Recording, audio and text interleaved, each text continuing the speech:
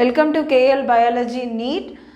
இன்றைக்கி நம்ம பார்க்க போகிற டாபிக் என்ன அப்படின்னு பார்த்தீங்கன்னா, ரத்த அழுத்தம், மிகை ரத்த அழுத்தம் அப்படின்னு சொல்லுவோம்.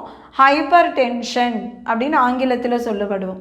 இப்போ இதுக்கு முன்னாடி போன காலனியில் நம்ம என்னப்பா விவாதித்திருந்தோம் என்னன்னு பார்த்தீங்கன்னா, ஒரு யானையை எடுத்துக்கலாம் உதாரணமாக, அல்லது ஒரு சிறிய எலியை எடுத்துக்கலாம். இவங்க ரெண்டு பேருக்குள்ளே யாருக்கு இதய துடிப்பு அதிகமாக இருக்கும் அப்படின்னு நம்ம விவாதித்திருந்தோம் இல்லைங்களா? எலிக்கு தான் அதிகமாக இருக்கும்.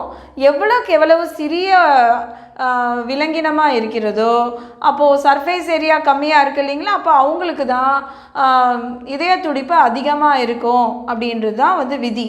சரியா? அப்போ யானையை விட எலிக்கே அதிகமாக இருக்கும் என்பது தான் விடை. சரிங்களா? இப்போ நம்ம ரத்த அழுத்தம் அப்படின்றது என்ன அப்படின்னு பார்க்கலாம். இப்போது நம்ம ஒரு தமனி எடுத்துப்போம், ஆர்டரி அப்படின்னு சொல்லுவோம். ஸோ இந்த ஆர்டரி தமனி வழியாக ரத்தம் பாயும் பொழுது அந்த இரத்தத்தின் ஏற்படுகின்ற விசை அழுத்தம் அந்த தமனியின் சுவர்களில் இருக்கும். ஓகேயா? ஸோ இந்த தமனியின் சுவர்களில் ஏற்படுத்தக்கூடிய அழுத்தத்தை தான் நம்ம என்ன சொல்கிறோம்? இரத்த அழுத்தம் அப்படின்னு சொல்கிறோம். இந்த இரத்த அழுத்தம் நார்மலாக இருக்கிறவங்களுக்கு எவ்வளோ இருக்குது? 120 கீழே 80 இதுதான் இருக்கும். mmHg அப்படின்னு சொல்லுவோம். இந்த 120 அப்படின்றது என்ன? சிஸ்டாலிக் அழுத்தம்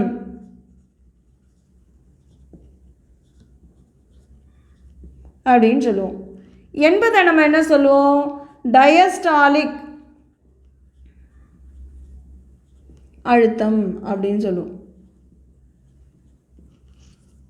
இப்போது இந்த அழுத்தம் இப்படி நார்மலாக இருந்ததுன்னா சரி. இல்லை சில நேரங்களில் நம்ம உணர்ச்சி வசப்படுகிறோம், கோவப்படுகிறோம், இல்லை ரொம்ப மன அழுத்தத்தில் இருக்கும் பொழுது நமக்கு என்ன ஆகிறது?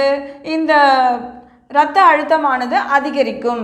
இப்போ உதாரணமாக 150 கீழே 90 இருக்குதுன்னு நினச்சிக்கோங்களேன். இது அதிகரித்து இருக்குது இல்லைங்களா? இப்படி அதிகரித்து இருப்பது ரொம்ப நாளைக்கு நீடிக்குமானால் அதை தான் நம்ம என்ன சொல்லுவோம்? மிகை இரத்த அழுத்தம் அப்படின்னு சொல்லுவோம்.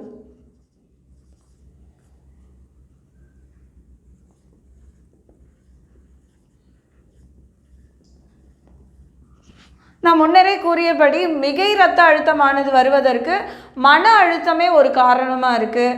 அது இல்லாமல் கொலஸ்ட்ரால் போன்ற உணவுப் பொருட்கள், அதிகமான எண்ணெய் சார்ந்த பொருட்கள், உப்பு அதிகமாக எடுத்துக்கொள்வது, இதெல்லாம் முக்கிய காரணிகளாக மிகை இரத்த அழுத்தத்துக்கு. அதுவும் தவிர ஹெரிடிட்டியாக கூட இருக்கலாம். அப்படி நமக்கு காரணங்கள் இருக்கின்றன. இந்த மிகை இரத்த அழுத்தத்திற்கு உரிய மருந்துகள் எடுக்காமல் இருந்தாலோ அல்லது அதை கவனிக்காமல் இருந்தாலோ இந்த மிகை இரத்த அழுத்தமானது ஸ்ட்ரோக் எனப்படக்கூடிய வியாதிக்கு வழிவகை செய்யும். சரியா குழந்தைகளே? இதுதான் இரத்த அழுத்தத்தை பற்றிய நம்மளுடைய குறிப்பு. இந்த இரத்த அழுத்தத்தை நம்ம எதை வச்சு மெஷர் பண்ணுவோம்? நீங்கள் மருத்துவரிடம் பார்த்துருப்பீங்க இல்லையா? அதுக்கு பேர் ஸ்பிக்மோமேனோமீட்டர்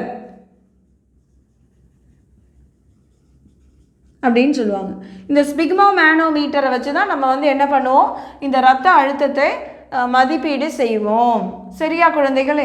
இப்போ ஒருவருக்கு நார்மலாக இரத்த அழுத்தம் இருக்குது அப்படின்னா அதை எந்த குறியீட்டில் நம்ம குறியிடுவோம்? அந்த நம்பரை நீங்கள் எனக்கு அனுப்புகிறீங்களா குழந்தைகளே? கமெண்ட் பாக்ஸில். எப்போதும் போல் உங்களுடைய சந்தேகங்களை இன்ஸ்டாகிராம், டெலிகிராம், ஃபேஸ்புக், வாட்ஸ்அப்பில் தொடர்பு கொள்ளலாம். Please subscribe and support. Thank you all.